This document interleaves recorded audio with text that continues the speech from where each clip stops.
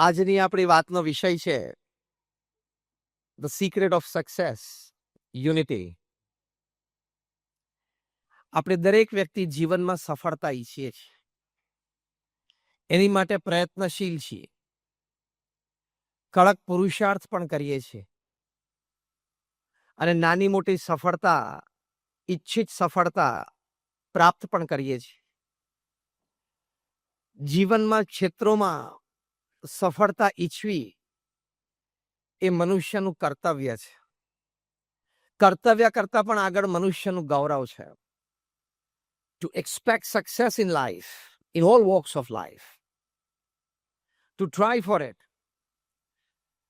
is a human duty. More than that, it is a human endeavor. And more than that, it is a human dignity. એ મનુષ્યનું ગૌરવ છે. વિદ્યાર્થી હોય તો વિદ્યા અભ્યાસ દરમિયાન સારી સફળતા પ્રાપ્ત કરવી છે એવો એક ધ્યેય ચોક્કસ રાખવો જોઈએ. જે કાર્યક્ષેત્રોમાં છીએ, આપણે નોકરી ધંધા વેપાર કરતા હોઈએ, ત્યાં પણ આપણને સફળતા પ્રાપ્ત થાય, પદ પ્રતિષ્ઠાની દ્રષ્ટિએ સફળતા, ધન વૈભવની દ્રષ્ટિએ સફળતા,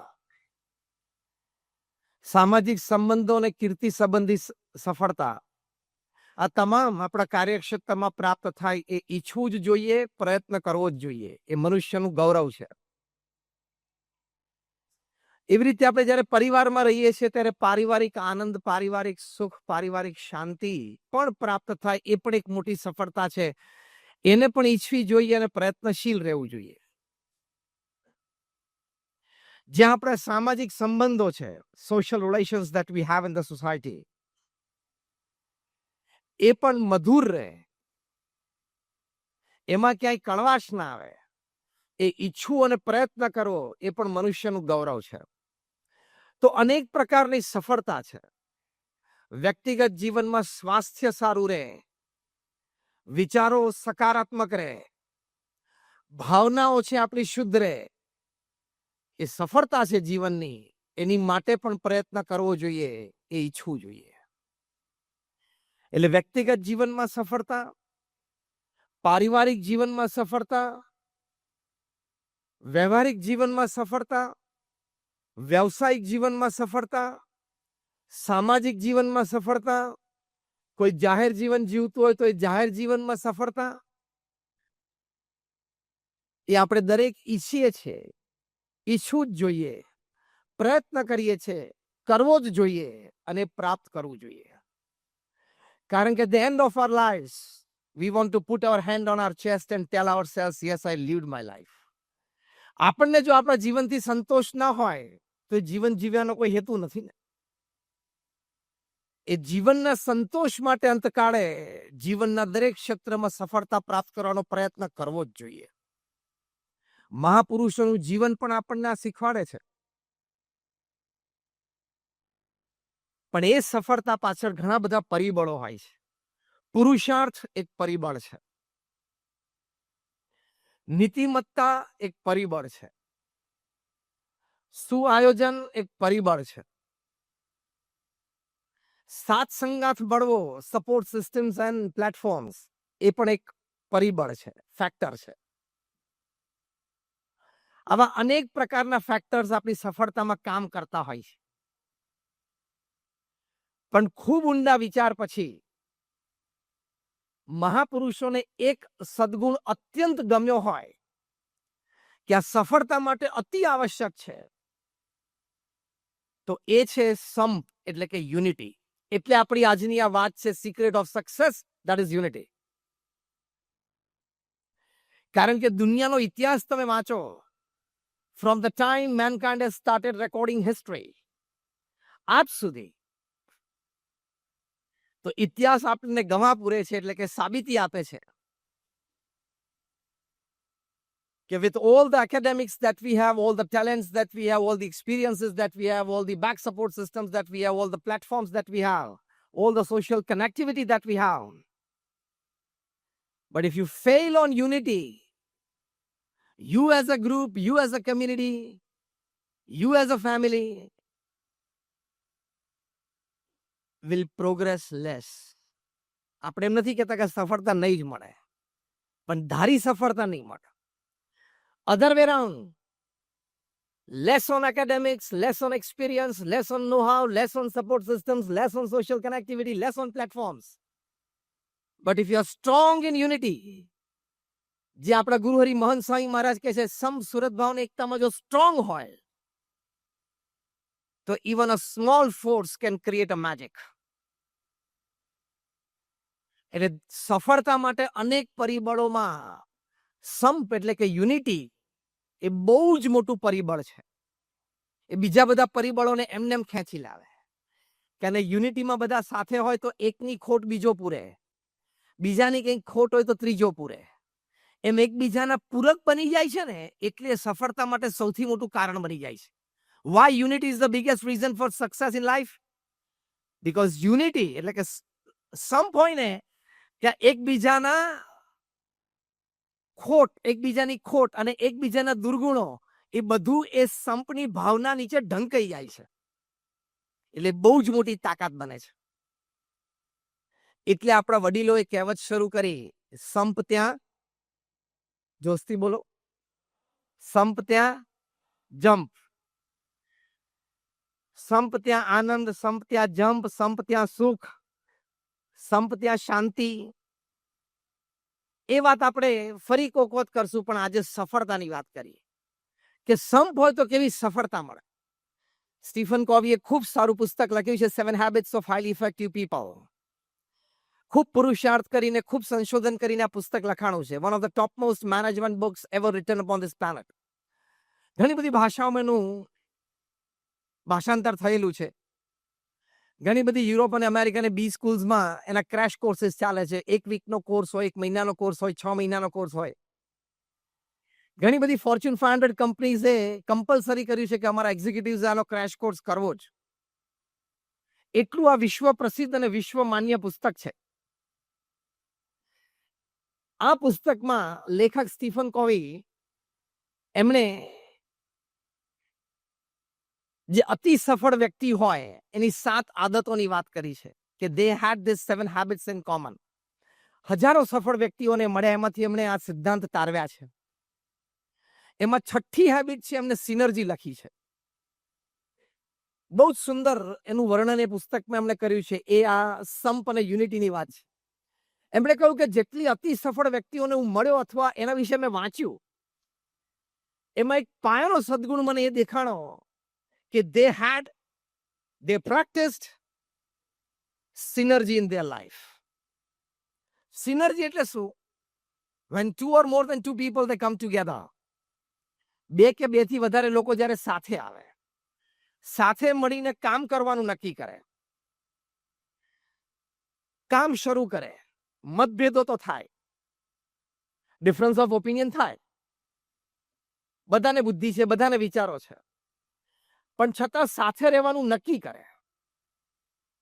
કામ minimum programme CMP common minimum programme ઉપર આવે, ધ્યેય બંનેનો ક્લિયર ને સ્પષ્ટ હોય, સાથે રહીને કામ કરે, નાની મોટી સફળતા પ્રાપ્ત કરે. એ જે સફળતા પ્રાપ્ત કરે એમાંથી બંનેને આનંદ આવે કે આપણે સાથે રહીને એક સારી સફળતા પ્રાપ્ત કરી. એ જે આનંદ આવે એમાંથી ફરી વખત બીજો પ્રોજેક્ટ સાથે રહીને કરવો છે એવો વિચાર આવે ને બીજો પ્રોજેક્ટ પણ સાથે કરે. એની જે એનર્જી આગલા પ્રોજેક્ટની સફળતાના આનંદમાંથી મળી છે એને સિનર્જી કહેવાય. એટલે synergy is one of the root causes of success as told by Stephen Covey in 7 Habits of Highly Effective People. એટલે સફળ વ્યક્તિઓ આ સિદ્ધાંતમાં માને છે, આ સિદ્ધાંત ઉપર એ ચાલે છે અને આ સિદ્ધાંત પ્રમાણે એમને જીવનમાં સફળતાઓ મેળવી છે. હમણાં અમેરિકામાં સ્વામિનારાયણ અક્ષરધામ ન્યૂ જર્સીમાં આ સફળતાનો ચમત્કાર એ આ યુનિટી સંપના આધારે કઈ કક્ષાનો હોઈ શકે એ પરમ પૂજ્ય મહંત સ્વામી મહારાજે વિશ્વને દર્શન કરાવ્યા. જે સિનર્જીની વાત સ્ટીફન કોવીએ કરી એ synergy DAPS Swaminarayan Akshardham New Jersey રોબિન્સવિલમાં પ્રત્યક્ષ છેલ્લા 3 વર્ષમાં બધાને વિશેષ જોવા મળી. આમ તો વર્ષોથી, પણ 3 વર્ષમાં છેલ્લે તો વિશેષ. આટલું મોટું monument, the largest Hindu mandir in the Western Hemisphere and the second largest Hindu mandir ever upon this planet. 185 acre જમીન ઉપર રોબિન્સવિલ ન્યૂજર્સીમાં ઉદ્ઘાટિત થયું જ્યારે 8મી ઓક્ટોબરે. ત્યારે એની પાછળની જે વાતો અને ગાથા એ તો યુગો સુધી ગવાશે. કારણ કે 12,500 સ્વયંસેવકોએ સિનર્જી, સંપ અને યુનિટીથી કામ કર્યું. They created the second largest Hindu mandir of the world. Swaminarayan Akshardham રોબિન્સવિલમાં જે બન્યું એ બનવા પાછળની સફળતાનું કોઈ એક મોટું કારણ જો આપણે આપવું હોય, ઘણા કારણો હોઈ શકે ને છે, તો એ આ યુનિટી છે.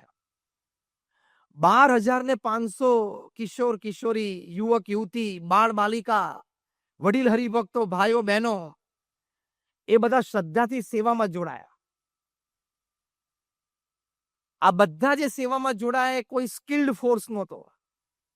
જે કામ ત્યાં કરવાનું હતું એ દ્રષ્ટિ હું બોલું છું. હતા બધા highly skilled in their profession. કોઈ ચાર્ટર્ડ એકાઉન્ટન્ટ હતા, કોઈ ડોક્ટર હતા, કોઈ સાયન્ટિસ્ટ પણ હતા, કોઈ પાયલટ પણ હતા, કોઈ ફાર્માસિસ્ટ હતા, કોઈ આઈટી ગ્રેજ્યુએટ હતા. પણ ત્યાં એમને કામ કરવાનું હતું પથ્થરનું, કામ કરવાનું હતું લાકડાનું, કામ કરવાનું હતું શિલ્પનું. પણ બધાએ સાથે મળીને નક્કી કર્યું કે આપણે આ કરવું જ છે. તો ત્યાં બધા સાઇટ ઉપર આવ્યા ત્યારે કોઈને ખબર નહોતી કે શું સેવા કરવાની છે. ત્યાં જે સેવા સોંપણી એમને કરી, તો જે સેવા જેને સોંપાણી એને શ્રદ્ધાથી, ઉત્સાહથી કરી. Considering himself or herself a very important part of this whole project. અને એ જે યુનિટીથી કામ થયું એનું આ સર્જન છે. એ યુનિટીમાં ફોર્સ કેવો આવે? નો ડાઉટ એકબીજા સાથે સંપર્ક સારો થયો, પરિચય સારો થયો, બધાને એકબીજા પ્રત્યે લાગણી, પ્રેમ, મૈત્રી ભાવ થયો. સાથે રહ્યા તો દરેકને ધર્મ, સત્સંગ, ભક્તિ પ્રત્યેની શ્રદ્ધા પણ વધી. આ બધા એડવાન્ટેજીસ હતા. પણ સાથે સાથે બધા નવી સ્કિલ્સ પણ શીખી ગયા. ત્યાં અમે પહેલા દિવસે ગયા હતા, લગભગ સેકન્ડ વીક ઓફ જૂન. ત્યારે પૂજ્ય આત્મકીર્તિ સ્વામીએ અમને ત્યાં સાઇટ ઉપર એક શિલ્પ દેખાડી. લગભગ 2.5 ફૂટ બાય 2 ફૂટનું એક શિલ્પ હતું. એક દેવતાની મૂર્તિ હતી, એટલે સેલેસ્ટિયલ બીંગ ઢીચણ ઉપર બેઠા છે દેવતા, અને આમ હાર એમના હાથમાં છે, જાણે કોઈ આગંતુક, કોઈ મહેમાનને હાર પહેરાવતા હોય. એ શિલ્પ તમે જુઓ એટલે તમારું દિલ જીતી જાય. Eyes, eyebrows, nose, lips, ears, એના શેપ, સાઇઝ બધું પરફેક્ટ, અદ્ભુત લાગે. એટલે મેં સહેજે એમને પૂછ્યું, મેં કીધું આ કોઈ સારા શિલ્પકારે બનાવ્યું છે? એટલે પૂજ્ય આત્મકીર્તિ સ્વામી હસતા હસતા મને કહ્યું કે 3rd યર ફાર્મસીમાં ભણતા BAPSના કિશોરી મંડળના એક સભ્ય, શી ટુક 1 year ઓફ ફ્રોમ કોલેજ, કે મારે અહીંયા સેવા કરવી છે. અને ત્યાં 2-3 દિવસ સેવા કરતા કરતા એમ થયું કે આ શિલ્પ તો હું કરી શકું, લેટ મી ટ્રાય. અને ટ્રાય કર્યો તો આ શિલ્પ એણે બનાવ્યું છે.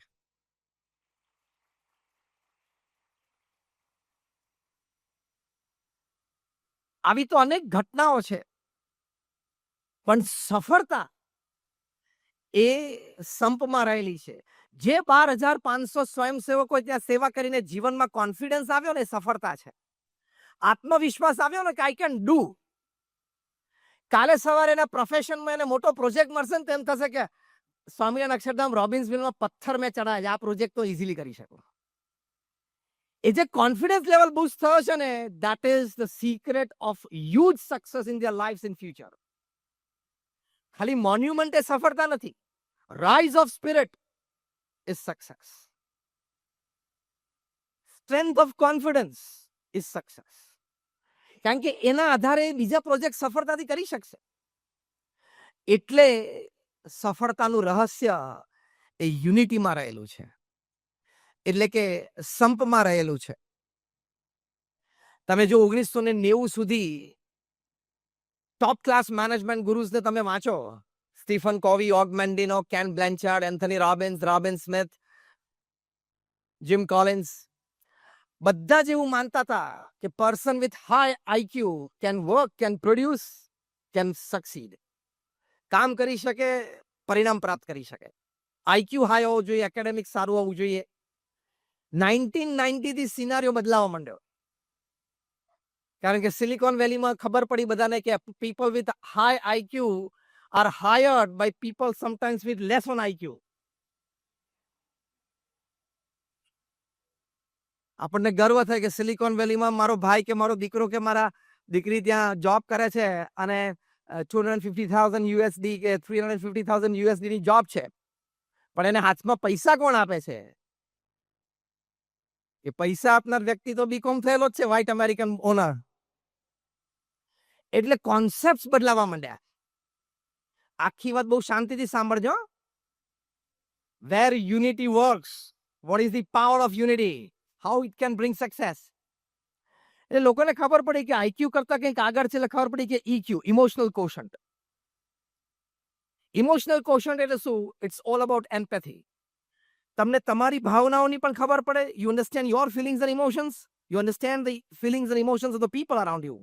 People whom you are working with, people with whom you are associating yourself with. એ તમને ખબર પડે. એટલે તમે બુદ્ધિથી આગળ જઈને ભાવનાને પણ કન્સિડર કરો સંબંધોમાં અને કામમાં. એટલે ઈક્યુ. એટલે people with high IQ were hired by people with high EQ. એ પાછું 15-20 વર્ષ ચાલ્યું. 2005-2010 પછી ખબર પડી કે સ્પિરિચ્યુઅલ કોશન નામનું એક ત્રીજું ફેક્ટર છે. અને people with high SQ they are highly successful. ભણેલા ઓછું હોય, આઈક્યુ કદાચ ઓછો હોય, પણ they are good in EQ and very high on SQ, spiritual quotient. એ લોકો અતિ સફળ છે. સ્પિરિચ્યુઅલ કોશન જેનો હાઈ હોય એ વ્યક્તિ અતિ સફળ હોય. પછી સ્પિરિચ્યુઅલ કોશન શું એનું એનાલિસિસ થયું કે કેવા સદગુણો હોય તો એ વ્યક્તિમાં સ્પિરિચ્યુઅલ કોશન્ટ હાઈ છે એવું આપણે કન્સિડર કરી શકીએ. અથવા તો vice versa, spiritual quotient high હોય તો એ વ્યક્તિમાં કેવા સદગુણો હોય. બહુ રિસર્ચ થઈ. એમાં પુસ્તક લખાણું spiritual intelligence the ultimate intelligence. Coauthor છે બંને, Ian Marshall and a lady Dana Zohar. એ લોકોએ બહુ રિસર્ચ કરીને આ પુસ્તક લખ્યું છે. એમાં જે વાતો લખી છે ને, એમાં જે વ્યક્તિ સ્પિરિચ્યુઅલ કોશન્ટમાં હાઈ હોય, he can easily guide people with high IQ, people with high EQ. અને એમાં પહેલો મોટો સદગુણ આ છે, flexibility to change, adjust, compromise but do the work. આ યુનિટીની વાત આવી. સ્પિરિચ્યુઅલ કોશન્ટનો પહેલો મોટો સદગુણ છે ફ્લેક્સિબિલિટી. સંપની ભાવના હોય ને તો જ તમે ફ્લેક્સિબલ રહી શકો. બાકી એડમેન્ટ રહો, મારો વિચાર જ સારો છે, હું જે ઓપિનિયન આપું છું એ બેસ્ટ છે, I have this experience, I have this academic, so I am fine. હું અનુભવી છું, હું પરિવારમાં મોટો છું એટલે બધાએ મારું જ સાંભળવાનું. હું પરિવારમાં મુખ્ય બ્રેડ અર્નર છું, વિનર છું એટલે મારું જ સાંભળવાનું. ફ્લેક્સિબિલિટીનો ગુણ સંપ માટે જરૂરી છે. સંપ માટે ફ્લેક્સિબિલિટી હોવી અત્યંત જરૂરી છે. Flexibility to change. હાર્વર્ડ યુનિવર્સિટીએ પણ નવી ડેફિનેશન ઇન્ટેલિજન્સની કરી છે. બુદ્ધિશાળી વ્યક્તિ કોને કહેવો? બહુ વર્ષોના રિસર્ચ પછી એ લોકોએ definition of intelligence according to Harvard university is flexibility to change is intelligence. બુદ્ધિશાળી વ્યક્તિ કોને કહેવાય? સંજોગો પરિસ્થિતિ પ્રમાણે ફ્લેક્સિબલ થઈ જાય અને પછી એ સંજોગો પરિસ્થિતિને પોતાને અનુકૂળ કરી નાખે. આ સંપની ભાવનાઓ તો થઈ શકે અને સંપ હોય ત્યાં જોવા મળે, વાઇસે વર્સા છે. ફ્લેક્સિબિલિટી. તો આપણે પણ ફ્લેક્સિબિલિટી માટે પ્રયત્ન કરવો જોઈએ. પ્રમુખ સ્વામી મહારાજ બીએપીએસ સંસ્થાના 65 વર્ષ સુધી પ્રમુખ રહ્યા. Unchallenged, no controversy, no election ever in the history of BAPS. દુનિયાની એકમાત્ર સંસ્થા છે બીએપીએસ કે આ લેવલની કોઈ ઇન્ટરનેશનલ ઓર્ગેનાઇઝેશનના પ્રેસિડેન્ટ કોઈ એક વ્યક્તિ 65 વર્ષ સુધી રહી હોય. The one and only happening upon this planet.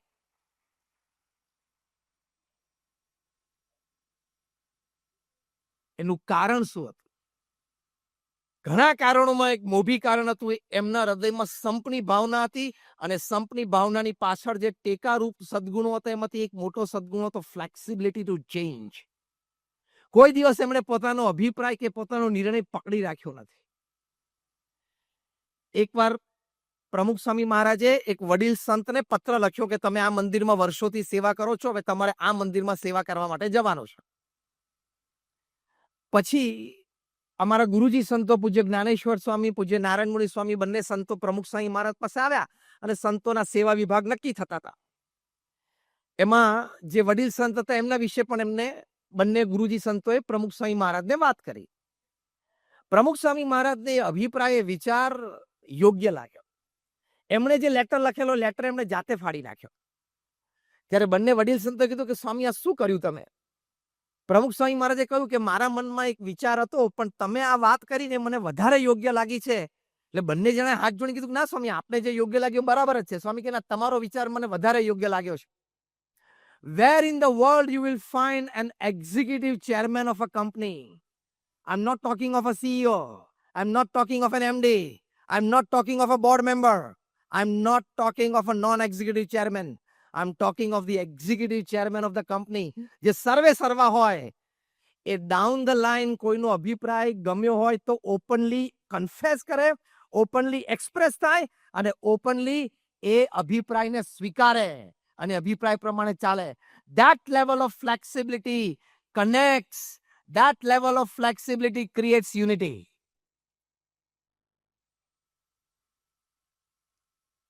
ત્યાં સંપ જળવાઈ રહે. એટલે ફ્લેક્સિબિલિટી હોવી ખૂબ જરૂરી છે. ઘરમાં પણ ફ્લેક્સિબિલિટી જોઈએ છે કે નહીં? તમારે ભાખરી ખાવી હોય ને થેપલા આવે ટેબલ ઉપર એટલે શું? ફ્લેક્સિબિલિટી.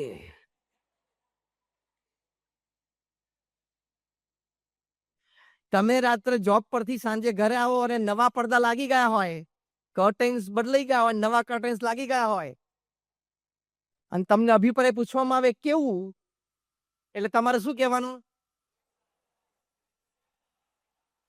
અડધું પ્રવચન પાસ. કયા કયા શબ્દ બોલવાના બોલો? સરસ, પછી સુપર્બ, પછી અતિ સુંદર, પછી બેજોડ. આ બધું ટાઈમે યાદ રાખજો. આને ફ્લેક્સિબિલિટી કહેવાય. આમાંથી યુનિટી વધે. અને પ્રેક્ટિકલી તમે વિચારો તમારે કઈ આખી જિંદગી પડદા સામે જોઈને પૂરી નથી કરવાની. Let us talk practical. Yes or no? હા. તો જે જેનું ડોમેન હોય એ ડોમેનમાં એને ફ્રીડમ આપી દેવાની, ફ્લેક્સિબિલિટી રાખવાની, ખેંચવાનું નહીં. એક સિમ્પલ લાઇટર મોમેન્ટ લઉં છું ફ્લેક્સિબિલિટી માટે. એક કપલને 50 વર્ષ પૂરા થયા મેરેજ લાઈફના. એટલે ક્લોઝ ફ્રેન્ડ્સ અને ક્લોઝ ફેમિલી મેમ્બર્સ એક સરપ્રાઈઝ પાર્ટી રાખી. લગભગ 250-300 જણા બધા બેઠા હતા અને couple, the elderly couple, they must be 78-80 years, એટલે 50 years ઓફ મેરેજ. બંને જણા સ્ટેજ ઉપર બેઠા હતા, સારી હેલ્થ હતી. બધાને 1-1 મિનિટ આપવામાં આવી કે કપલ સાથે તમારો કોઈ એક્સપિરિયન્સીસ, કોઈ મેમરીઝ તમે શેર કરો. અને બધા કરી તો આમ તો 3 કલાક પસાર થઈ ગયા આમ આનંદમાં, મેમરીઝમાં. પછી એક જણાએ સભામાંથી પૂછ્યું કે what is the secret of your happy married life of 50 years? એટલે પેલા હસબન્ડે કીધું simple, most important decisions I take and she has to say yes, no argument.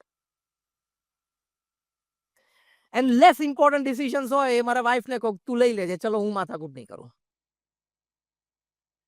આમ બધા સ્તબ્ધ થઈ ગયા નહીં? આવી રીતે 50 વર્ષ ના ચાલે. યુનિટી તૂટી જાય. It is not a successful marriage. It is not a successful happy 50th anniversary. એટલે કોઈક બીજો ઇન્ટેલિજન્ટ વ્યક્તિ સભામાં બેઠો હતો. એને પૂછ્યું કે sir, if you don't mind, can you list out the most important decisions that you take and your wife has to simply say yes? And the less important decisions that your wife takes and you have to simply follow, say yes. A list out તમે કરી શકો તો શું અમને વધારે એક્ઝામ્પ્લિફાય થાય? એટલે husband કે બહુ સિમ્પલ. કયું મારા વાઈફને જે લેસ ઇમ્પોર્ટન્ટ ડિસિઝન્સ લેવાના અને મારે આર્ગ્યુમેન્ટ નહીં કરવાની, હાજ પાડવાની, એ પહેલું. કયું હાઉસ પરચેસ કરવાનું, ઇન્ટિરિયર શું કરવાના, કાર કઈ પરચેસ કરવાની, ઇન્સ્યોરન્સ પોલિસી કઈ પરચેસ કરવાની, બાળકોને કઈ સ્કૂલમાં ભણવા અથવા કોલેજમાં ભણવા મોકલવાના, નવા વર્ષના દિવાળીના કપડા ફેમિલી મેમ્બર્સના બધા એ નક્કી કરે, શું પહેરવું, અમે બહાર જઈએ ત્યારે પણ કોણ શું પહેરે એ નક્કી કરે, વેકેશનમાં પિકનિકમાં કે ટૂર પર જવું હોય વીકેન્ડમાં તો પણ એ નક્કી કરે, ટિકિટ પણ એ પરચેસ કરે, એક્સટેન્ડેડ ફેમિલીમાં કયા ફેમિલી સાથે કેવા રિલેશન્સ કેટલા રાખવાના એ પણ એ નક્કી કરે. ઓફકોર્સ બ્રેકફાસ્ટ, લંચ અને ડિનર તો એની આઈટમ તો અનડાઉટેડલી નક્કી કરે જ. એટલે આ બધી લેસ ઇમ્પોર્ટન્ટ વાતો છે ને એ નક્કી કરે અને હું માથાકૂટ નાખું. હા બોલો, તમે બધા મૂંઝવણમાં પડી ગયા કે આ બધી જો લેસ ઇમ્પોર્ટન્ટ હોય તો ભાઈ સાહેબ માટે મોસ્ટ ઇમ્પોર્ટન્ટ ડિસિઝન્સ બાકી કયા રહ્યા? એટલે પછી પૂછ્યું કે ભાઈ મોસ્ટ ઇમ્પોર્ટન્ટ ડિસિઝન્સ છે તમે લો ને your wife has to simply follow without an argument. What are those decisions? એટલે કે whether America should enter Afghanistan or not. મેં કહ્યું કે ના ના કરું છું. મારા વાઇફ કે you are right, let's have a cup of coffee.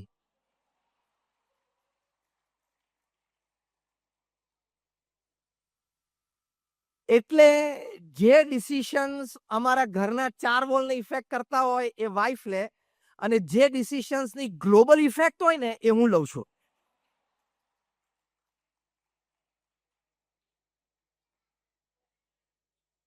આનો મર્મ સમજાણો? એક શબ્દ, શું? ફ્લેક્સિબિલિટી. પ્રવચનમાં જે બીજી કોઈ વાત યાદ ના રહે તો એક શબ્દ યાદ રાખીને જજો. Repeat with me, flexibility. Repeat it 3 times. ફ્રેન્ડ્સમાં ફ્લેક્સિબિલિટી રાખવાની. આમ એક લાઇટર ટોનમાં એક્ઝામ્પલ કયો, પણ એની પાછળનો મર્મ આ છે: મોટું મન રાખવું, થોડું જતું કરી દેવું, તારું પણ સારું છે. તમે 2 જણા સાથે ડિસિઝન લેતા હોય તો બંનેના સારા હોય છે, બંનેના સાચા હોય છે. તો દર વખતે આપણું જ ચાલે એવું મનમાં ન રાખો. યુનિટી વધારવા માટે સારું, તારું પણ સારું છે. એટલે મોટું મન રાખીએ, જતું કરીએ, સામેવાળી વ્યક્તિને રાજી કરવાનો પ્રયત્ન કરીએ તો સંપ રહે. એ સંપમાં આનંદ રહેલો છે. એ આનંદ એ જીવનની સફળતા છે.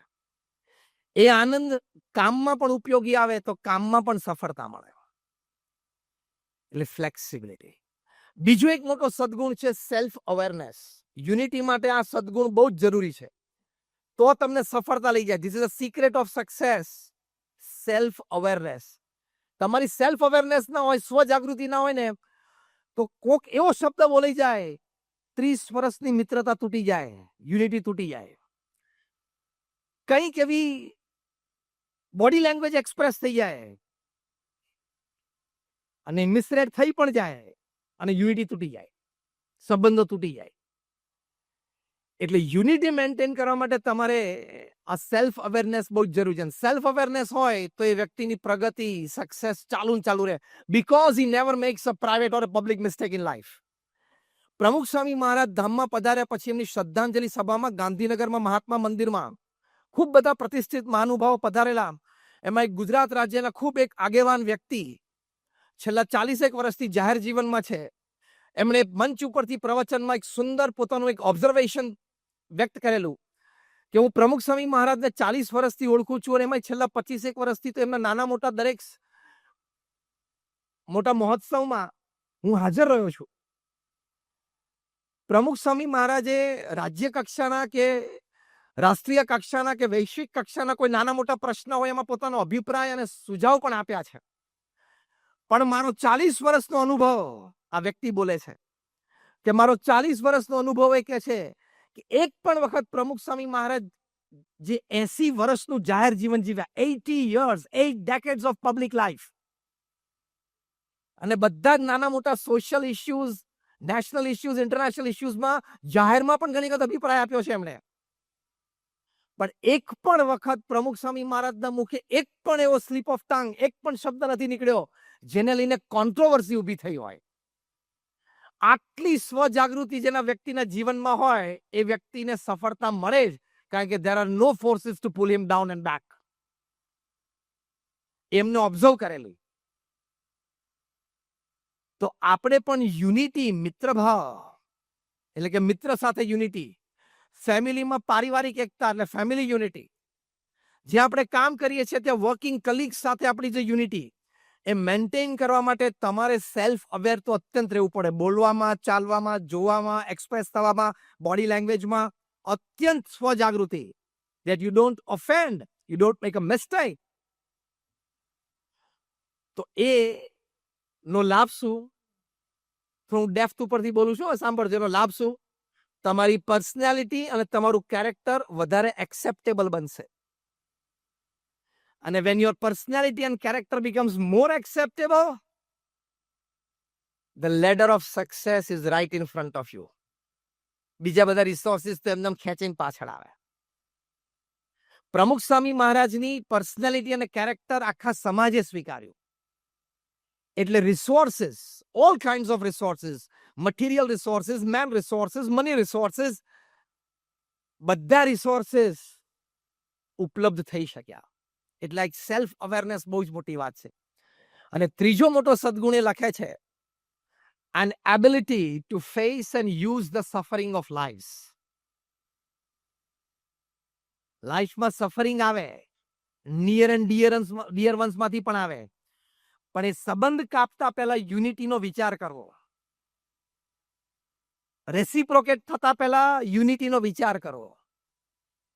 એ જે ઘા તમને વાગ્યો છે એ ચોક્કસ નહોતું થવું જોઈતું પણ થઈ ગયું છે. You are hurt. પણ એનું લેવલ કેટલું છે, કેટલા દિવસ ટકશે, એ વ્યક્તિ હાથે કરીને કર્યું છે, ઇન્ટેન્શનલ છે કે અનઇન્ટેન્શનલ છે, આ ઘણું બધું વિચારવું પડે બિફોર યુ રેસિપ્રોકેટ. કારણ કે તમે રેસિપ્રોકેટ થશો એટલે યુનિટી તૂટશે જ. અને યુનિટી તૂટશે એટલે તમે ડિસ્ટર્બ થશો અને વ્યક્તિગત જીવનથી વ્યવહારિક જીવન સુધી સફળતામાં પ્રશ્ન ઊભા થશે જ.